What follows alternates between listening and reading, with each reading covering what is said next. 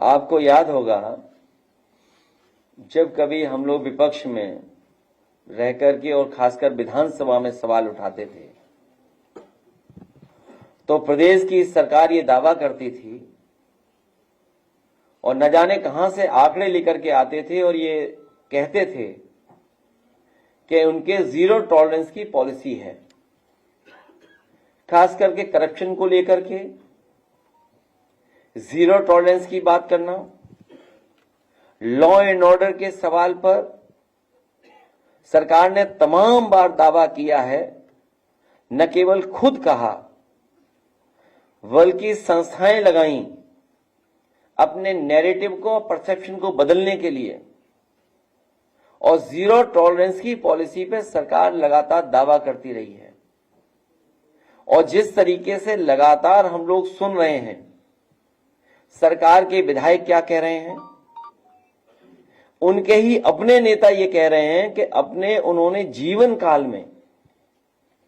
उन्होंने अपने पूरे राजनीतिक जीवन काल में ऐसा भ्रष्टाचार नहीं देखा होगा जो इस सरकार में चल रहा है। और एक बार इसी प्रेस कॉन्फ्रेंस में जब हम और आप लोग बैठे थे तो जो प्रेस में छपा था उसी का जिक्र करके मैंने कहा था कि मुख्यमंत्री खुद स्वीकार कर रहे हैं कि कई विभागों में बड़े पैमाने पर दलाली चल रही है। और ये जब बात कही गई थी तो आप जानते होंगे पलट करके क्या बात रखी गई थी। और आज जो हमारे साथी ये सवाल उठा रहे हैं बलिया का लेकर के, आपको जानकारी होगी कि समाजवादी पार्टी के विधायक संग्राम सिंह, उन्होंने विधानसभा में इस बात को रखा था।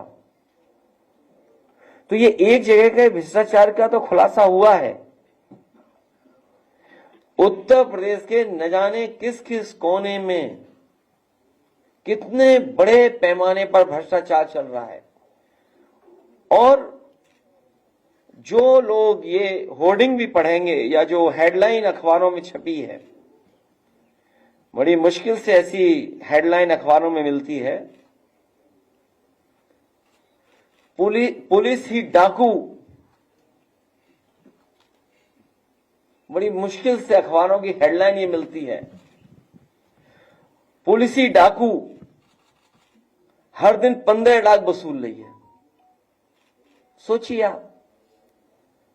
अगर अखबार ये मजबूरी में लिख रहा है कि वो परेशान होकर के लिख रहा है, और मुझे ऐसा लग रहा है कि हमारे अखबार के लोग भी अब अपनी जिम्मेदारी निभाने लगे हैं।